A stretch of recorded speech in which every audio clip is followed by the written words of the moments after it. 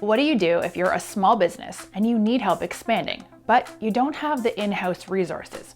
Maybe you want to create or upgrade a website, establish a social media presence, or something else. That's where a request for proposal comes in, or an RFP.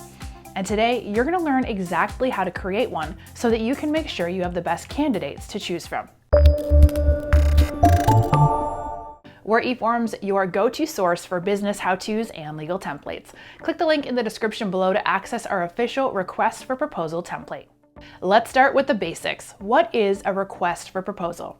A request for proposal, or an RFP for short, is a document asking agencies, consultants, or contractors to submit their ideas for a project, problem, or need. A good RFP brings back detailed proposals from qualified bidders, offering solutions that benefit the issuer. What should you include in a request for proposal? To create an effective RFP, you'll want to include the following: name, address, and contact info. Background, or the reason for the RFP, such as a need for marketing, software design services, or a solution to a legal problem. Objectives. Here you would describe actionable objectives that will lead to problems being solved, usually approached from a broad perspective, such as identifying the target market, developing an appropriate social media campaign, or design or build a 35,000 square foot home. Scope of work. An accurate and detailed description of the scope of work is eventual to receiving quality responses. Examples include create all ad artwork and video content, develop and maintain a targeted media list, access the facility needs and assist with the development of a building plan for new construction and/or a remodel. Qualifications. This section describes the level of experiences the bidders are expected to have.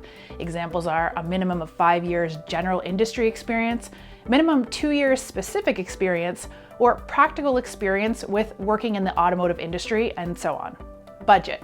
This section can vary. Some RFPs will preset the budget, others will ask for bidders to propose a budget based on the scope. Selection criteria and proposal evaluation. This helps provide transparency on how proposals will be selected and helps weed out unqualified proposals. Submissions. This is so bidders know where and to who they will submit their proposals. And lastly, review and process time. This helps so the bidders' expectations are set early on and if they're allowed to ask questions. So you've learned the process to create a request for proposal. But before we go, let's cover the steps to sending it out and finding the right vendor. Step 1, define your objectives and requirements and create your RFP, which can easily be done using the guide we just went over and downloading our easy-to-use template. Step 2, research and seek out potential vendors, then send them your RFP. Step 3, receive and review proposals. Step 4, negotiate and finalize. Step 5, monitor progress. And Step 6, review and improve.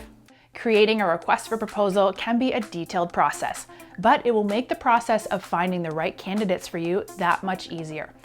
To access our request for proposal template, click the link in the description below. And don't forget to subscribe for more helpful content.